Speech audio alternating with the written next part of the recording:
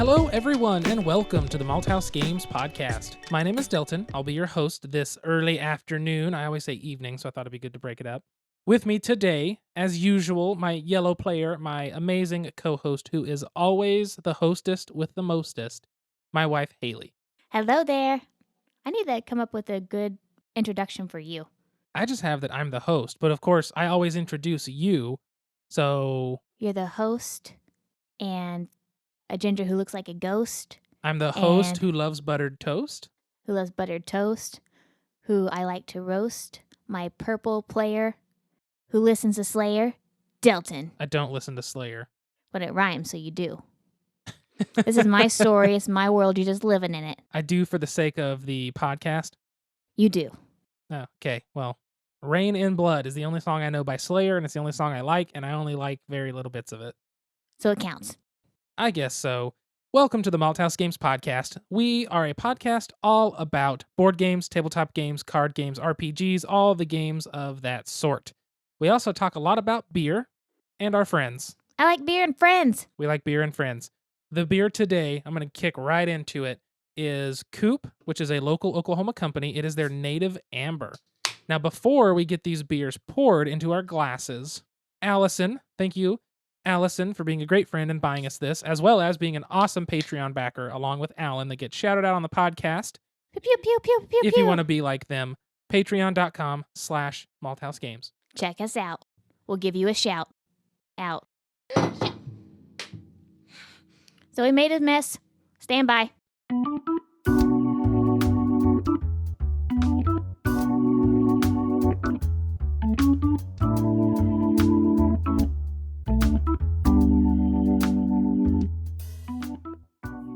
In my defense, this is the first time I have spilt something on your rug.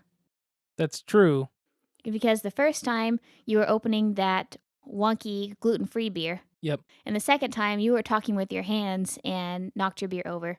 Also, yep. And this time you asked me to hand you something, and there's like this plethora of cords, cables, wire thingies, beer cans, magic cards, even a tape measure, and some weird Watchmen figurines I had to navigate through. I just happened to bump my glass and toppled over. So whose fault is it really? You can't name everything on the desk that wasn't in the way. I didn't name everything in the desk that wasn't in the way. You can't pretend it was all in the way, because it was not. There's even like a pile of Oreos here in 18 tube socks. No. Well, and a tiny dinosaur.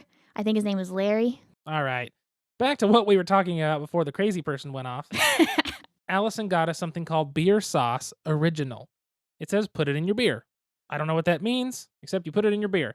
It is 45% alcohol by volume, so 90 proof. You also apparently put it on your rug. Yep, Hayley put it on my rug.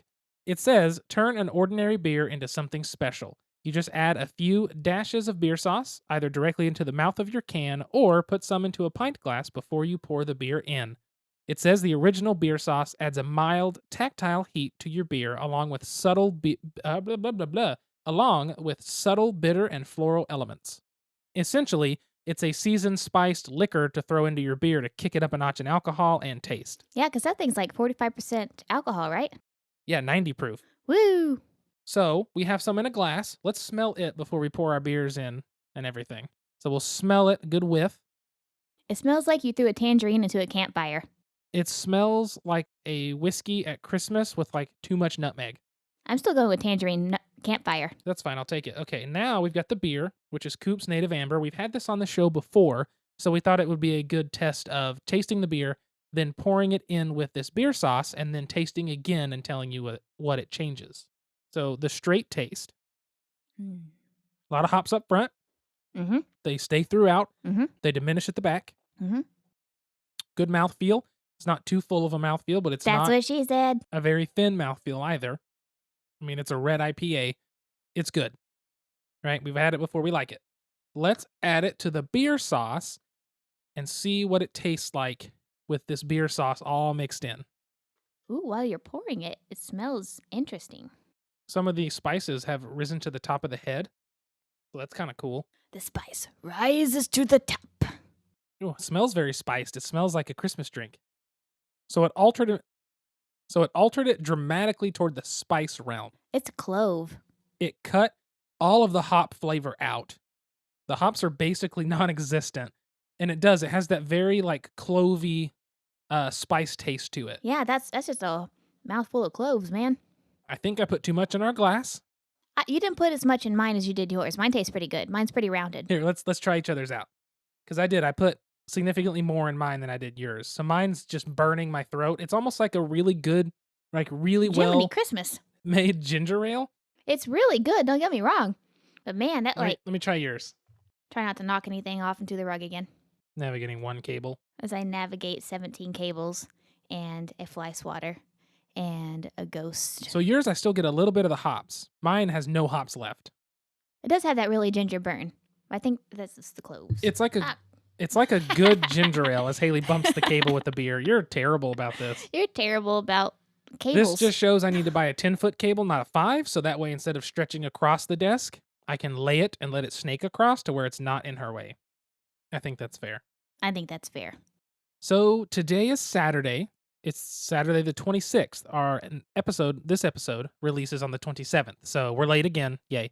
Procrastination. However, today we did get a new table, coffee table that is, for our living room from a consignment store. And we got an entire 12 places worth of dishes for $60. Here's the thing. I looked up these dishes, and generally for a set, which is a saucer, a bowl, a plate, and a cup, it is $65. I bought 12 of those place settings for $60 themselves. I bought $780 worth of dishes for $60. And they're very, very, very lightly used. The only thing you can tell is used at all is a couple of the bowls.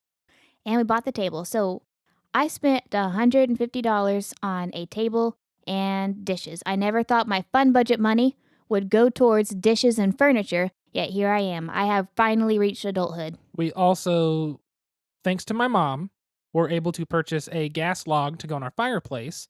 Our fireplace has a little gas tube, and that gas tube normally would be used to light real wood.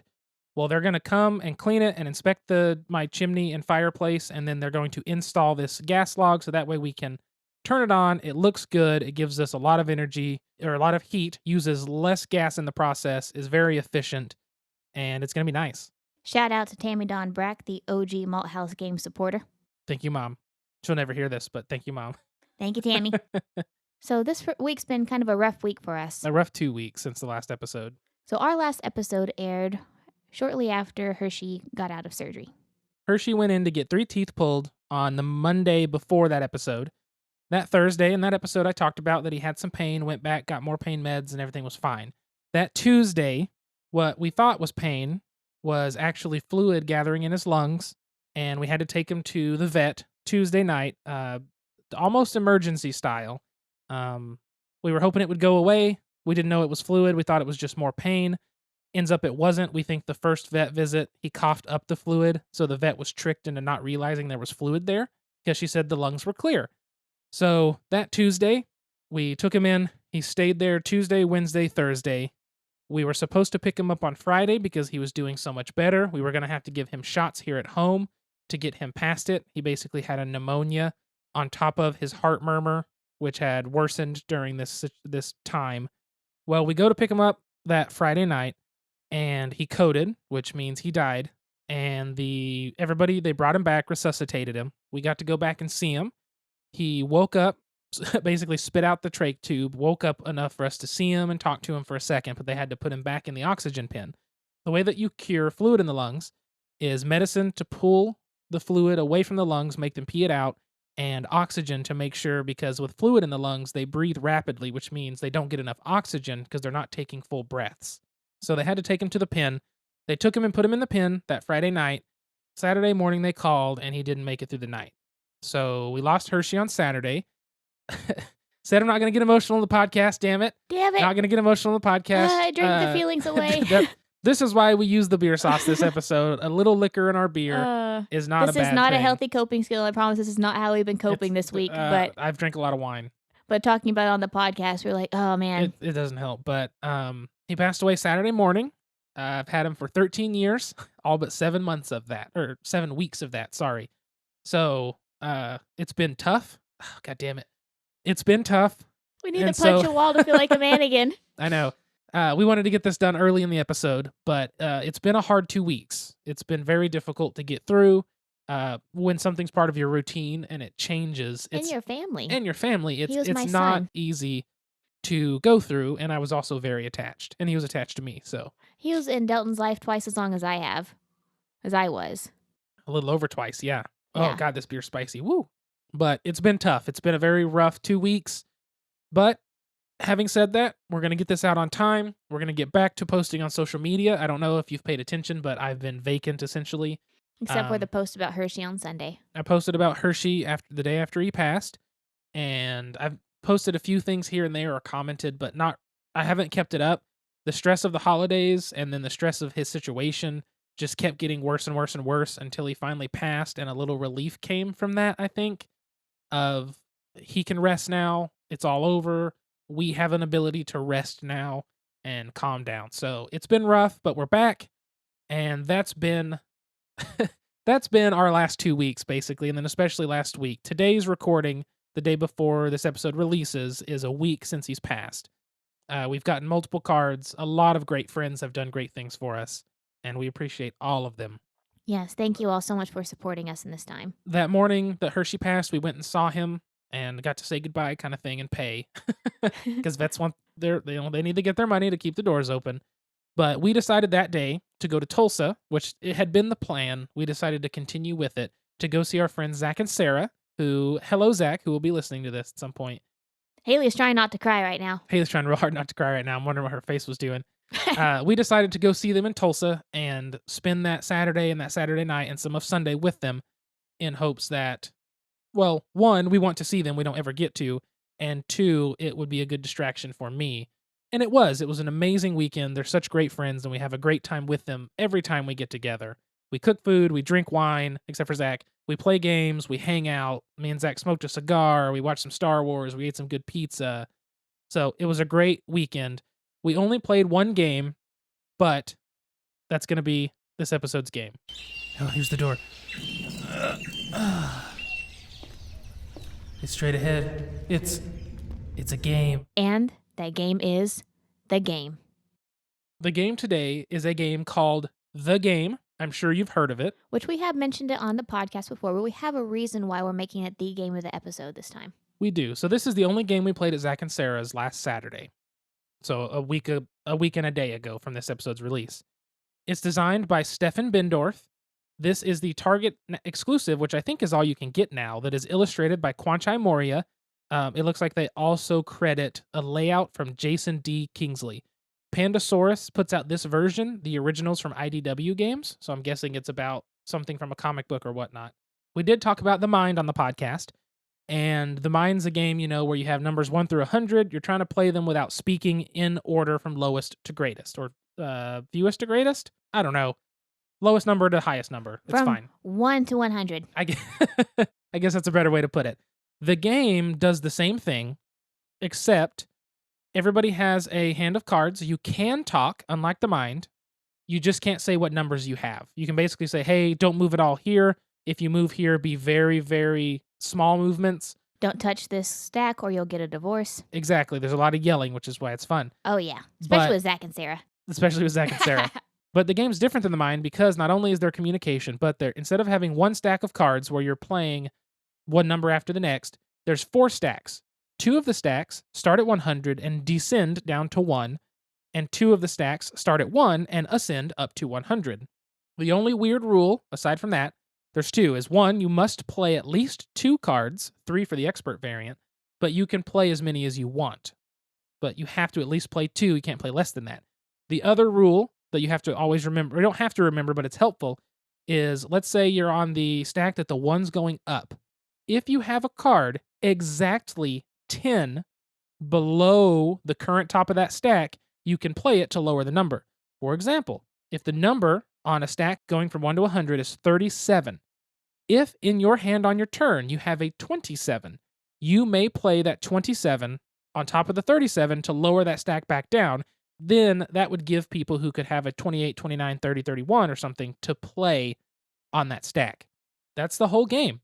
But it's been very fun because you're kind of griping at each other for ruining stacks, and complaining that you're going to mess it all up. You never get the numbers you need, all that kind of stuff.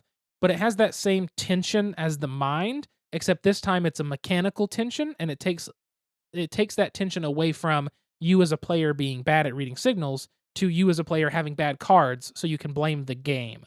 I think that's a helpful difference for some people, because I know Sarah doesn't like the mind, but she enjoyed the game. I also like to point out that the graphic design is amazing. Well, Quan Chai's illustrations are just good. Like, it's simple, it's, kind of cartoonsy, but cute, but cool. Like, it's just such a simple way to illustrate it. Right. Have you ever talked about meeting Quan Chai Moria? We did, where I just fanboyed the whole time and didn't even give him a business card or anything. I just said, I love you, you're so great. And that was basically it for 5 minutes. Hey, he was nice. He was very nice. But that's the game. That's how you play the game. It's a small card game. You can take it anywhere. It's super fun. You can play it solo. You can play it up to, I think, 4 to 5 people. No. I've played it with up to 4. You can play it with up to 5 people. It's only about 20 minutes, and that's probably with 5 if you're playing quickly. It did take us longer for our plays, but we were also chatting with friends we hadn't seen in forever, so it took a little longer, which is not a problem. And the reason why we chose this game kind of ties into the topic of the episode. Hey, what can I get you? I'd like a topic. Any special way? Make it a top shelf topic. Coming up. Enjoy. So the topic for today's episode is using games to help make it through stages of grief or make it through the grieving process. So I know we talked about going to Tulsa this weekend with Zach and Sarah. Saturday was a very raw day for Delton and I. I mean, Delton had had Hershey since he was 15 years old. Hershey was an old boy. The death came very unexpectedly. I mean, the veterinarians, there were 3 of them in there consulting with us, and they all had hopes that he was going to make it through, and so we had some hopes. And then for him not to make it, I mean, it really crushed us. And so Saturday, going to Zach and Sarah's house, it was a great distraction. We were still very raw emotionally. And so this game, it is mechanically complex enough to keep you engaged and to make you think, but it's also light enough that you really don't have to pay a lot of attention until it's your turn. So that gave us time between our turns to chat, to visit. We can put the game down for 5 minutes and have a story time or a conversation. It was light enough to keep everybody engaged with each other as they're playing the game. It's not like putting down a heavy Euro game where everyone's staring and calculating and mathematizing and spending their time trying to just figure out a move, but my turn's over. These stacks are going to change so much by the end of it. I'm just going to sit and talk to you kind of thing, or whatever. You can still focus on the game, but it gives you the ability to break away. Right. And I think I just like this because it allowed us to have a reason to sit together, all 4 of us, but we just talked. And that's what we needed. We needed to have that joy. We needed to have that sorrow at times. And this allowed us to come together and engage all of us in the same way. Yeah, it brought us all into one moment, so that way it didn't feel like we were talking at somebody or being talked at, or the conversation never felt one-sided because the game was the end-all. If you hit a lull in the conversation, you started to get sad. Oh, is it my turn yet? Okay, well, what's been played? And you can deflect, honestly, toward the game, which I found helpful. Right, and then there's also a time where I got emotional while we were playing, and I was able to step away, and you guys can continue to talk, and I can come back to the game easily. But this game was not only used this weekend, but about 3 weeks ago, my dad had a very, very dangerous surgery. So basically, he had part of his spine replaced with cadaver spine, which is scary for him and the family, as you can imagine. Oh, yeah. And so I'm sitting up there at the hospital at 5 a.m. My mom's there, my grandparents are there, my aunts and uncles are there. We're getting phone calls from extended family members every 7.5 seconds, it seems like. But while we're waiting that 4.5 hours for Dad's surgery to go on, we're just sitting there waiting. And there were times when my grandmother would start tearing up and crying just because she's so overwhelmed and worried about Dad. Mom was trying to answer phone calls and feeling stressed out. My aunt was really stressed out trying to be there for my uncle, who's my dad's brother. And so what it is, I brought out the game. And, you have my 70-year-old grandma, I'm not going to say mom's age, mom, and my about the same age aunt hanging around. How do you engage everybody? Everybody's feeling all these different emotions. Mom's feeling stressed and anxious. Grandma's feeling sad as can be. My aunt is worried about my dad and my uncle. So how do you bring everybody together? Well, I brought out the game, and it was something I was able to teach all of them within 2 minutes. And so you're able to teach all of them a new game, and it brought us all together, and we got to play the game and talk, and play the game and talk, and play the game and talk. And throughout that total 2 hours, we probably played the game 6 times. But we talked about Dad. We went back to the game. We talked about Dad. We went back to the game. Talked about other things. Talked about family. Like I said, the game was light enough to bring us together, but in a way where we could all still talk and process. We can all be engaged with each other without that just being the reason why we're together. Does that make sense?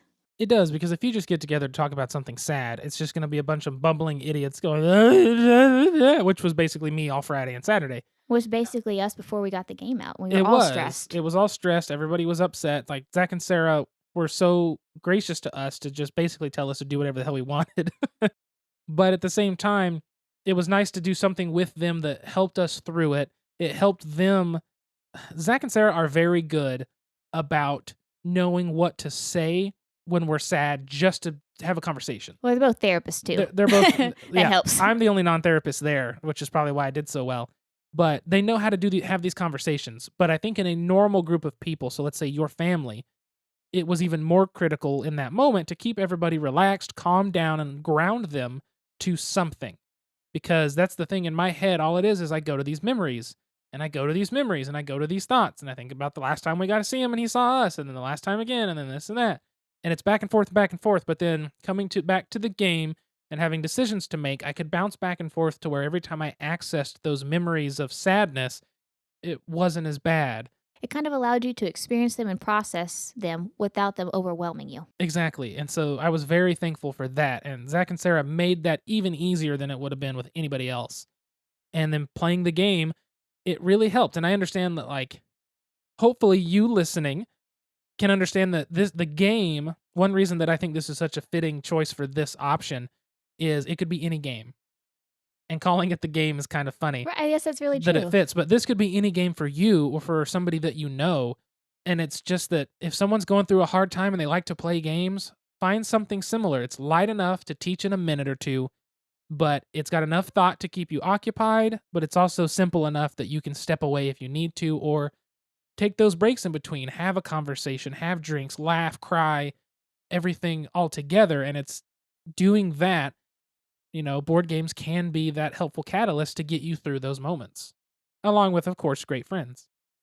So back to the game, you know, I taught that to my mom, and we ended up loaning her our copy before buying her own, because she was in the hospital for about 7 days with Dad, like never even left the hospital. She stayed by his side the entire time. And so that's distressing, you know, even if you're with your significant other, with your loved one, and you know they're safe, you know they're being taken care of, just seeing them in that state, you want to be there with them. Well, Mom said that this game allowed her to be there and to engage her thoughts, so she just wasn't sitting there worrying. Because with the cell phone, yeah, you can kind of tune out. You can get your cell phone, you can scroll through Facebook, but you're completely tuned out. That's why I like board games or the game. Mom can play the game solo. She's engaged. She can keep her attention on Dad and go back to the game. Attention on Dad, go back to the game. There's not this like mind-sucking thing that cell phones have, or that games have, like electronic games have. Games let you connect with the world around you while still escaping. And I like that. It's very good, and that's how we've used the game in the past 2 weeks. It's been super great for it, and games can work that way for people, so definitely keep an eye on it for anything like that. It's like $14.99 at Target, and it's worth it. I think it's $12.99. Oh, snap. Or $11. It's not expensive. It's $15. You know, if you can save up $15, it's definitely worth saving that for, or budgeting for it. It's a good one, and it's helped us a lot. Are there any other games you think that would be good for this kind of grief help? And now, join us for a Malthaus Games podcast special, Pint-Sized Question. I think for tough times in general, there are a lot of games that have really helped us. You know, I'd come home from graduate school a couple years ago, just be completely stressed out of my mind and just want to play board games with you, because it gives you that kind of grounding feeling. You're having to use your brain just a little bit, depending on the game, but you get to spend that quality time with each other. I think really that's what helps me get through hard times, is engaging myself, applying myself with those that I love. So a few games that really helped me throughout that time, and I know you hate it so much, I love the original Ticket to Ride. Ticket to Ride helped me so much because it's such a simple game. First, it was the first game I bought you, so there's sentimental value. And so every time I play it, I think about the early stages of our relationship, and I just get all giddy. It makes me happy. And I think, what went wrong? I was about to say, thanks. But also it's light enough to you really don't have to pay too much attention as you're going, but you get to have that quality time together. And then you get to screw the other person over and you get to laugh about it. And so it's light enough that you can have conversations, but it's also complex enough to keep you engaged. And remember, in grad school, that was something I wanted to play all the time, especially during my stressful days or stressful weekends. It was a lot of that and Sushi Go. A lot of Sushi Go. A lot of Sushi Go. What about you? I'm not really sure. When I get in these hard moments, and it was even this weekend at Zach and Sarah's, it's hard for me to even think about playing a game. And I think that's the difference between us is when you're stressed out, you want to do something to get rid of it. When I'm stressed out, I just, like, my brain goes to, you're stressed out, you're stressed out, you're stressed out, and it sticks. And so for me, it's kind of hard to break through. The one thing that I really wanted to do this weekend, and I know that, we were spending time with good friends. I wasn't going to derail it for something that I didn't know anybody wanted to play. And we were having a great time conversing and, having just a great time. So it's not a big deal at all. But I really just wanted to play Crokinole and mindlessly flick little discs into the center of the Crokinole board and try to get that 20 points. That was where my brain went. Like you flick your feelings into 20 years from now therapy. That's essentially it. That's what I wanted at the time. And it's one of those things where I don't know why I wanted it. And so maybe that's my game for that. It's hard for me to say because I've never, this is really probably going to sound terrible. This is the hardest loss I've had in my life. It's really the first time you've actually experienced grief. The first time I've lost somebody that has meant something so great to me. And I understand that for some of you, it may just be that's just a dog. But I mean, I know I hate to beat that drum again, but they're family. I don't care what you say. It's more than that, and I'm going to stop or else I'll start crying. So it's one of those things where in a tough situation, I don't know how I react yet. But Crokinole was the thing I really wanted to do, but I wanted to do what everyone wanted to do. It was a little bit of social norm, but I'm glad I did because I think what we did was perfect in that moment. But I think if it came to it again, I might just want to play Crokinole. That's a good one, and we'll play that tonight. We'll play it tonight with Brian and have a good time. Hi, Brian. Hi, Brian.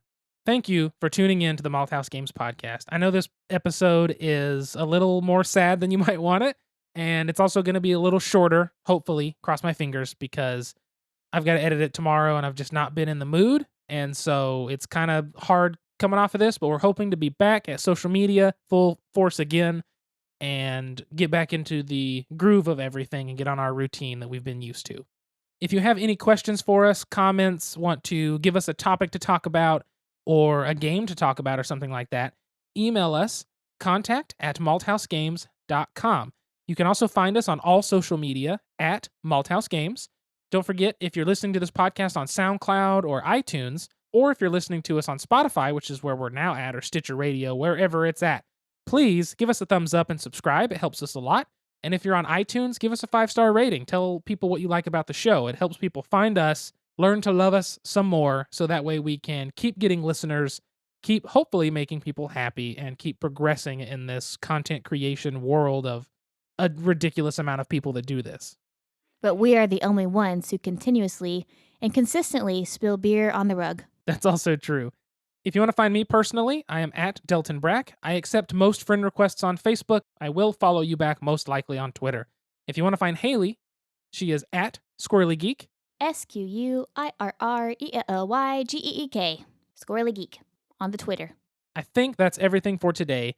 Sorry to bring the mood down with today's episode, but hopefully the game is something that you can pick up for those hard times for you or friends or family. Or for fun times. Or just for fun. But also, maybe it also gave you an idea of a game that works for you in place of it. Until next time. Sit back, relax, grab a drink, and play some games. We'll see you all soon. See you all soon. Bye. Bye.